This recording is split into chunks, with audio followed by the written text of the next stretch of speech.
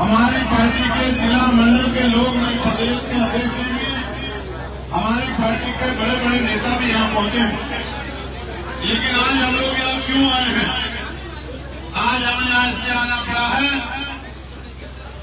काशीराम साहब बहुत पहले बात कहा करते थे कि जिस समाज का राजकाज नहीं होता उनकी बहन बेटियों पर जुर्म जाति अन्याय अत्याचार होता है और उनके साथ मान सम्मान से भी खिलवाड़ होता है, उनके साथ मारपीट भी होती है और उनके हक अधिकारों को लूटा भी जाता है।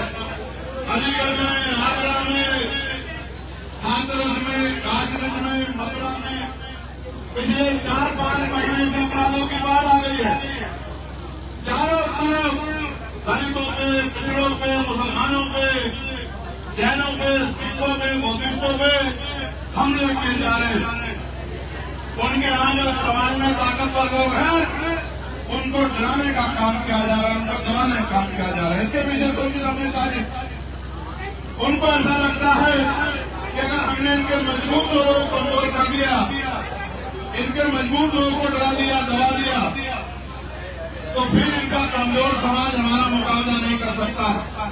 ये एक ऐसी गति है जो मेरे आपके सामने चैलेंज है।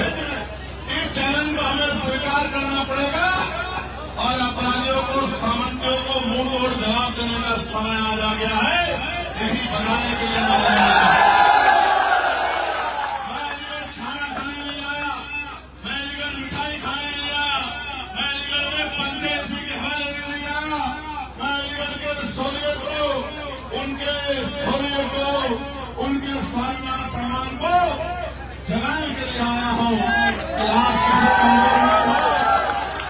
किसी कमजोर नहीं हो। कारण यह है कि पिछले 12-13 साल में हम लोग जो सत्ता से दूर रहे हैं, सत्ता से दूर रहने के कारण 2027 में तो 15 साल हो जाएंगे। महाकाव्य में रामचंद्र जी का वनवास भी 14 साल का था। 14 साल के बाद वो भी लौट कर राजकाज करने लगे थे। आपको मेरे साथियों डॉक्टर बाबा साहब अम्बेडकर की अगुवाई हो, इन्होंने ये कहा है कि राजनीति में हिस्सेदारी नहीं करोगे, इसका सबसे बड़ा दंड ये होगा कि आपके लोग आपके ऊपर शासन करेंगे। उन्होंने ये भी कहा है कि political power is the master की, इट इज द मास्टर की by which can you open and each every door of your success। यानी कि राजनीतिक सत्ता वो चाबी है जिसके द्वारा आप अपनी जो समस्याएं, उनके जो समस्याओं पे ताले रूपी जो दरवाजे बंद कर दिए गए हैं, उन सारे तालों को आप खोल सकते हो। आज आप यहाँ इतनी बड़ी संख्या में जुटे हो, अन्याय होने पे अन्याय को सबक सिखाने के लिए जुटे हो, लेकिन यह अन्याय हम पे क्यों हो रहा? क्योंकि पुलिस और एडमिनिस्ट्रेशन सरकार के अधीन होते हैं। जिनकी सरकार होती है, अच्छे अधिकारियों को मजबूरी में उनके हिसाब से काम करना पड़ता। कभी कभी निर्दोष लोगों पे झूठे मुकदमे लगाने पड़ते हैं, निर्दोष लोगों को जेल भेजना पड़ता है, अपराधियों को बचाना पड़ता है। एडमिनिस्ट्रेशन कभी कभी अपराधियों के समर्थन में खड़ा हो जाता है। ये तो पूरा क्षेत्र गवाह है, चाहे हाथरस का मामला हो, मथुरा का मामला हो, आगरा का मामला हो, अलीगढ़ का मामला हो, चारों तरफ बहन बेटियां भी सुरक्षित नहीं है, नौजवान भी सुरक्षित नहीं है, समाज के सामान्य लोग भी सुरक्षित नहीं है, हमारी जमीन भी सुरक्षित नहीं है। आज अपनी जमीन, अपने बच्चों के सम्मान की रक्षा आपको हमें करनी पड़ेगी। इसलिए आज हम लोग इकट्ठा हुए। जब हम लोग आपस में लड़ते रहेंगे, आपस में एक दूसरे की टांग खींचते रहेंगे, इसको शासन प्रशासन भी देखता है, उनको ये एहसास होता है कि ये तो खुद में एकजुट नहीं है, ये अपने लड़ाई को लड़ने का काम कैसे करेंगे। देखो प्यारे साथियों, वैसे तो मैं समाज के हर एक व्यक्ति से बहुत प्यार करता हूँ, लेकिन जो लोग मेरी बात को नहीं मानते उन पे मेरी नाराजगी भी इसका रूप में बड़ा सख्त रहता है। अक्सर आप देखते हैं कई बार मैं अपनी नाराजगी में पुलिस के भाइयों के साथ भी नाराज होता दिखाई देता। जब आपको कुर्सियां बिछी हुई तो आपको पीछे जाना चाहिए। आप जबरदस्ती में बिछी हुई कुर्सियों पे लोग घंटों से बैठे हैं, आप आप जबरन आके आपने हिस्सा घेर दिया, क्योंकि वो बेचारा शांति से बैठे, आपको कुछ कह नहीं रहे। अब आप यहाँ खड़े होके कोई इधर को ठुमका लगा रहा है, कोई उधर को ठुमका लगा रहा है, फिर कामों में दम की चिंता भी, इतनी चिंता थी तो पहले आके बैठना चाहिए। तब तो आप आके बैठे नहीं, तब तो आप इधर उधर घूम रहे थे, कभी इस मंदिर की तरफ जा रहे थे, कभी इस बिल्डिंग की तरफ जा रहे। अब आपको परेशानी हुई तो कष्ट सहना सीखो, दर्द सहना सीखो। गुलामी की बेड़ियां काटना कोई आसान काम है क्या? जब ये देश आजाद हुआ, इस देश को आजाद कराने वाले क्रांतिकारियों ने अपने खून से आजादी को, क्रांति की लड़ाई को लड़ा, अपने खून से उस मिट्टी को दान करके तब जाके आजाद दिलाने काम किया। ऐसे थोड़ा आपको क्या लग रहा है? आजादी को सजा के, आजादी को थाली में सजा के लगा गया। क्यों भाई? दलित समाज के लोग आप राजकाज ले लो, पिछड़े वर्ग के लोग आप राजकाज ले लो, बहनों आप राजकाज ले लो, मजदूरों आप राजकाज ले लो, मुस्लिम समाज के लोग आप राजकाज, ऐसे में थोड़ा जाता है। लड़ाई लड़नी पड़ती, संघर्ष करना पड़ता है, पसीना बहाना पड़ता है, जुल्म सहने पड़ते हैं, आरोप करने पड़ते हैं, अन्याय करना पड़ता है और अन्याय के खिलाफ लड़ाई लड़नी पड़ती है। तब जाकर ये राजकाज आपका हिस्सा में आता है। जो लोग राजकाज कर रहे हैं उनको मांगने मिला है, उन्होंने संघर्ष किया है, तब जाके उनको राजकाज मिला है। आप भी अगर चाहते हो कि आपको राजकाज मिले, मैं ये बात कह रहा था कि पिछले 13-14 साल से राजकाज हमसे दूर, राजकाज होने के कारण आज बहन बेटियों पर जुल्म भी होता, कोई पीट करता है, बाद में आरोप लगा देता है कि ये तो किसी बच्ची को अब सब कह रहा था और सड़क पर सार्वजनिक रूप से पीट के खाल उतार लेता है, क्योंकि वो देख लेता है कि नीला पटका पहने हुए है तो बाबा साहब अम्बेडकर का अनुयायी है, ये सरकार बाबा साहब के खिलाफ है। इसलिए अब मैं ऐसे नहीं कह रहा हूं कि सरकार बाबा साहब के विचारधारा के खिलाफ है। इस बार डॉक्टर बाबा साहब अम्बेडकर की जयंती पर लेकर के लोगों ईमानदार से बताओ, क्या किसी एक भी नए गांव में बाबा साहब अम्बेडकर की शोभा यात्रा निकालने की परमिशन मिली क्या आपको? क्यों आपके आदत हिले? इसका मतलब समझते हो, अगर बाबा साहब के बच्चों की सरकार होती तो हर गांव में बाबा साहब अम्बेडकर की जयंती धूमधाम से बनती और शोभा यात्रा निकलती। लेकिन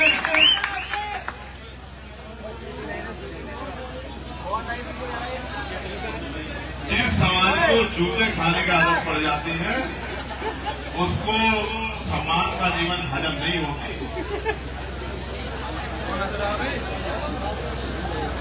जो गुलाम समाज होता है वो गुलामी में भी खुश रहता है। मैं इसकी एक कहानी आपको जरूर सुनाऊंगा। एक बच्चे की एक हरकत में मुझे ये कहानी सुनाने के लिए मजबूर कर दिया। माने मंत्री जी, एक बार माननीय काशीराम साहब ऐसे ही एक रास्ते से गुजर रहे थे। जब गुजर रहे थे तो उनके साथी भी उनके साथ साथ चल रहे थे। उन्होंने कुछ आवाजों को सुनकर गड्ढे की तरफ झांक के देखा, जो दाएं तरफ बाईं तरफ में गड्ढा था। उस गड्ढे में 4-5 छोटे छोटे कुत्ते के पिल्ले लेटे हुए थे। उन्होंने गौर से देखा, देख के उनमें से एक बच्चे को उठाया, बाहर निकाला और फिर आगे बढ़ गए। बाकी लोगों ने देखा बच्चे तो कई सारे हैं, साहब ने एक को निकाला और वो भी आगे बढ़ गए। शाम के समय सब लोग ऐसे इकट्ठा हुए तो सवाल पैदा हुआ कि साहब एक बात पूछनी थी। तो साहब ने कहा बताओ। कि साहब आज हमने ऐसा देखा कि आपने रास्ते में उस गड्ढे में से एक कुत्ते के बच्चे को निकाला। कुत्ते के बच्चे तो 4-5 थे, बाकी को आपने छोड़ दिया, ऐसा आपने क्यों किया? तो साहब ने कहा कि मैंने उस गड्ढे की तरफ झांक के देखा तो एक ही था जो उससे निकलने का प्रयास कर रहा था, बाकी 3-4 तो उसी गड्ढे में खुश थे। अगर मैं उनको निकाल भी देता तो वो खुद उसमें कूद जाते। ये एक था जिसको उसमें घुटन महसूस हो रही थी, ये इससे निकलने का प्रयास कर रहा था। मैंने ये देखा, गौर किया कि यही निकलना चाहता है, इसलिए मैंने उसका हाथ पकड़ के निकाल दिया। आगे कल कोई उनमें से निकलना चाहेगा तो कोई और काशीराम आके उनको गड्ढे से निकाल आज जुल्म जाति सह के आप सीटी बजाते हो, नारा लगाते हो, मोबाइल में वीडियो बनाते हो, तो मैं क्यों ना मानूं कि भाई आप गुलामी बने रहना चाहते हो। जब आपको गुलामी में मजा आ रहा है, राजकाज आपके पास है नहीं, नीले पट्टे आपने डांट लिए हैं, मोटरसाइकिल पर आप 2-2 दिन घूम रहे हो, गले में आपने जय भीम की तस्वीर डाल ली है, बाबा साहब की फोटो हाथ में ले ली है, आपको लगता है यही सब कुछ है, तो आपको किसी और चीज की जरूरत क्या है।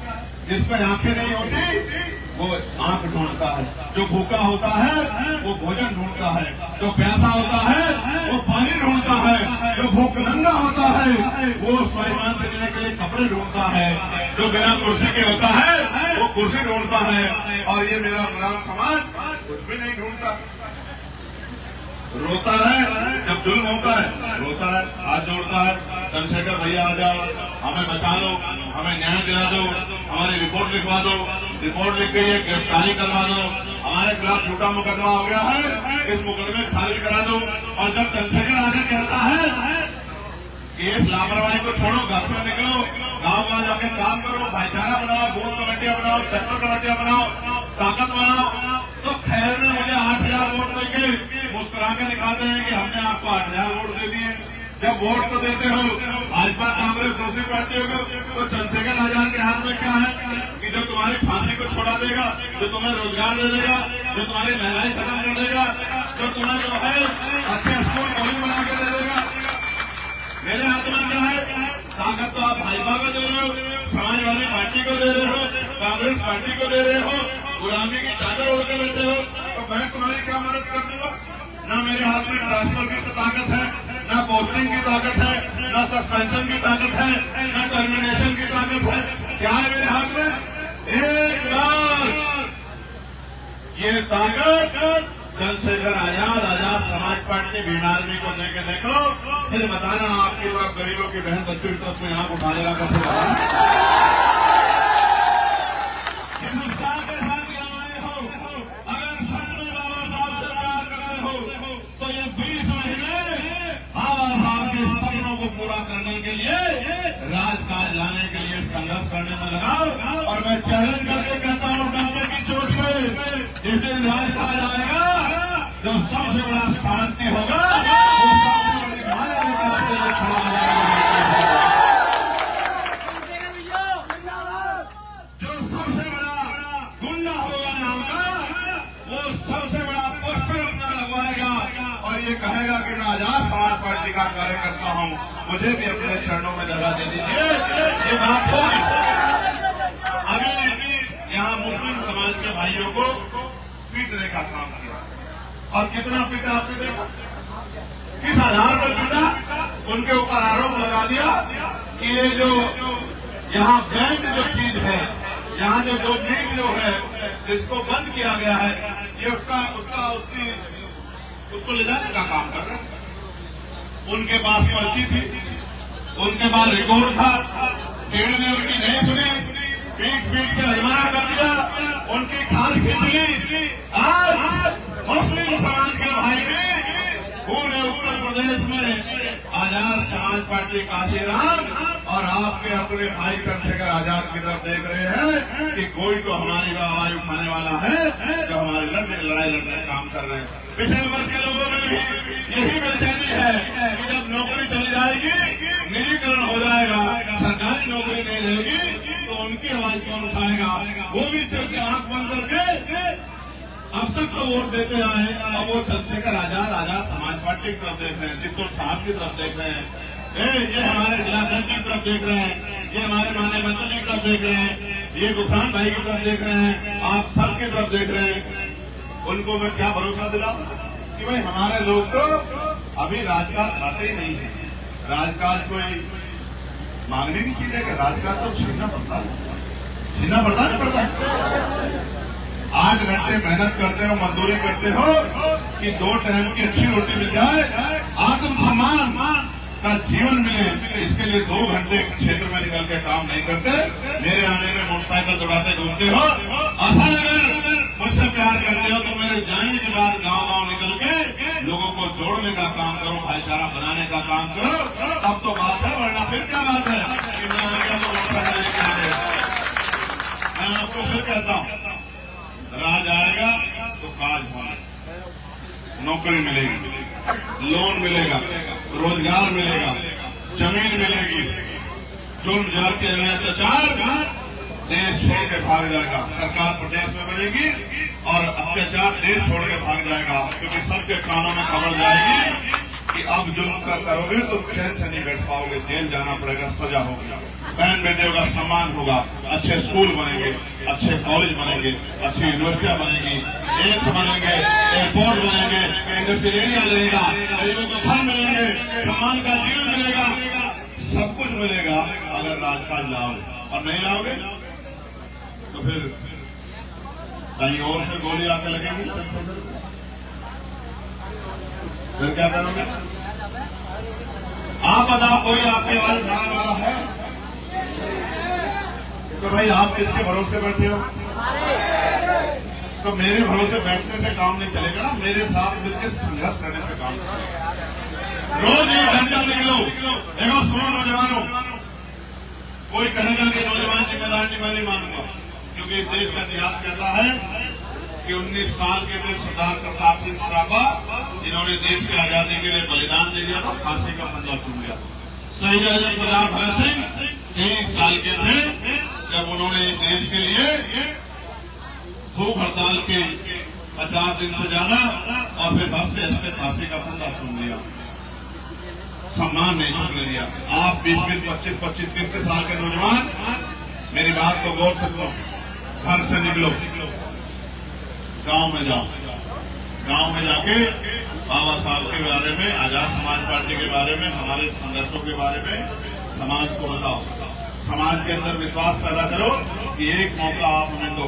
घर से निकलो, एक गांव को तैयार करो, 2 गांव को तैयार करो, बूथ कमेटी बनाओ, सेक्टर कमेटी बनाओ, भाईचारा कमेटी बनाओ, व्यवहार पैदा करो और अगले 20 महीने काम करो। पूरे 5 साल इज्जत की जिंदगी प्राप्त करो, उसकी गारंटी मैं आपको लिखित करके देता हूँ, ट्रेड लेकर।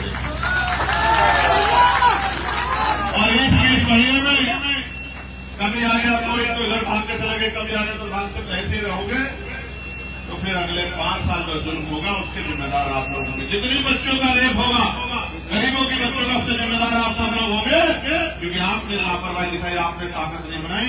इसलिए आज सामंती जो है बच्चों की तरफ आंख उठा के देख रहे हैं, ये सिर्फ आपकी गलती, आपकी लापरवाही की वजह से। समाज में क्या इज्जत बनेगी आपकी? कि इनकी नालायकी की वजह से, इनकी लापरवाही, इनकी गैर जिम्मेदारी की वजह से आज हमारी ताकत नहीं बन पाई। ऐसा बनना चाहते हैं? ऐसा बनना चाहते? क्या जवाब दोगे उन बहनों को जो भरोसा करते हैं कि नीले पट्टे वाली हमारे देश की रक्षा करें? क्या जवाब दोगे उन माओ को? क्या जवाब दोगे जिनके आंसू नहीं सूख रहे? मैं माननीय मंत्री जी को ये कहना चाहता हूँ, माननीय मंत्री जी, ये हमला सिर्फ आप पे नहीं है, ये हमला हमारे पूरे समाज पे, हमारे मूवमेंट पे है। इस हमले को हम लोग बर्दाश्त नहीं करेंगे। ये बात मैं आपको बताने के लिए आज अलीगढ़ आया हूँ। आप चिंता मत करना, हम सब लोग आपके साथ ढाल बनकर खड़े हैं। आप अपने आप को अकेला महसूस करें। और ये बात माननीय मंत्री जी के लिए नहीं कह रहा हूँ, मैं जिलाध्यक्ष जी को भी कह रहा हूँ, मैं यहाँ बैठे हर एक बहादुर अपने भाई को कह रहा हूँ, खड़े हो जाओ पैरों पर। यहाँ नहीं, कभी यहाँ खड़े हो जाओ। हाँ, मैं तुमको जानता हूँ, मेरी बात को पता नहीं क्या समझ करता। क्रांति खून मांगती है, खून देने का जज्बा है या ये तुम बताओ। तो मेहनत करो, मेहनत। घर से निकलो, लोगों को जोड़ने का काम करो, माँ बहनों को समझाने का काम करो, अपना निशान बताने का काम करो, बूथ कमेटियां बनाओ, सेक्टर कमेटियां बनाओ और चेहरा रंग से नहीं चमकेगा, कपड़ों से नहीं चमकेगा, काम से चमकेगा। समझते हो? देखो माननीय मुख्यमंत्री जी तो संत है, संत आश्रम में रहते थे। कहाँ रहते थे? आश्रम में। वहां एक पीठ है बहुत बड़ा, भगवा वस्त्र पहनते हैं। आपके तरह मेरी तरह पैंट शर्ट नहीं पहनते, भगवा वस्त्र पहनते हैं, पूजा पाठ करते हैं, सुबह से शाम तक लगे रहते हैं। उससे उनके हाथ में इतनी ताकत नहीं आई कि किसी को न्याय दिला सके। असल ताकत कहां से आई? जब उनको प्रदेश के लोगों ने मुख्यमंत्री बना दिया, तभी तो ताकत आई ना। अब आप बताओ कि पूजा पाठ करने से ताकत आएगी या लोकतंत्र में वोट की ताकत से सरकार बना के ताकत आएगी, आप बताओ। जब सरकार बनती रहेगी भाजपा की और पार्टियों की, तो आपकी कैसे ताकत बनेगी? समझदार बन जाओ, मन पक्का करो, मन पक्का। ये तय करके निकलो कि आज मैं कम से कम 50 लोगों को जोड़े बगैर घर नहीं लौटूंगा। आज मैं 50 लोगों को अपनी बात को बता के समझा के अपने भाई के हाथों को मजबूत करने का काम करूंगा। इस जुल्म को करने वाली सरकार के ताबूत में 50 कील ठोकने का काम आज मैं करूंगा। ये बात को सोच के घर से निकला करो, तभी जाके बात करें। आप यहाँ आए हो, आज आपने एक छोटे से कॉल पे संख्याबल दिखाया है। मैं अपने पूरे पार्टी के सम्मानित साथियों का धन्यवाद करता हूं और आपसे कहना चाहता हूं, और यहां आपके माध्यम से प्रशासन पुलिस से भी कहना चाहता हूं। देखो भाइयों, पुलिस का मुझसे बड़ा कोई हितैषी नहीं है, कोई हितैषी नहीं। मैंने पार्लियामेंट में जिस परेशानी को पुलिस के लोग रोज झेलते हैं, क्या बच्चा बीमार है, पत्नी बीमार है, बहन बीमार है, माँ बीमार है, पिता बीमार है, बहन की शादी है, भाई की शादी है, बच्चों की पढ़ाई का मामला है, छुट्टी नहीं मिलती। मैं अकेला आदमी हूं जिसने पार्लियामेंट में ये आवाज उठाने का काम किया कि इनको सप्ताह में एक दिन छुट्टी मिलनी चाहिए। ये मांग उठाने का काम पार्लियामेंट में आपके चंद्रशेखर आजाद ने किया। छुट्टी मिल गई, अब ड्यूटी लगी है वहां सोनभद्रा में, और रहने वाला आदमी मेरठ का, तो एक दिन तो आने में ही लग जाएगा। तो मैं ही अकेला ऐसा आदमी हूं जिसने पार्लियामेंट में लिखित में मांग उठाई। ये मांग देने का काम भी किया होम मिनिस्टर साहब को कि भाई पुलिस के जो भाई हैं इनको बॉर्डर स्कीम का जो समस्या है, इसको बॉर्डर स्कीम को हटाओ, इनको इनके बराबर के जिलों में लाओ, जिससे ये अगर छुट्टी मिले तो अपने परिवार के बीच में जा सके। ये भी इंसान है, ठीक है। ये मांग भी मैंने उठाई। इनकी वेतन विसंगता दूर हो, ये मांग भी मैंने उठाई। इनको हाउस जो है आसपास ही मिले, अपने परिवार को रख सके, ये मांग भी मैंने उठाई। मगर कई बार मैं निराश होता हूं जब पुलिस के भाई इतना दबाव महसूस करते हैं कि निर्दोषों पे छोटे मुकदमे करते हैं। बड़ी तकलीफ हमें होती है, इससे मेरी नाराजगी है। ये पुलिस से नहीं है, ये कुछ कम पुलिस कर्मियों की इस तरह की जो सोच हो या जिस दबाव में काम करते हैं उससे है। मैं पुलिस के भाइयों को कहना चाहता हूं, वो जोर दबाव से बाहर निकल के आपको,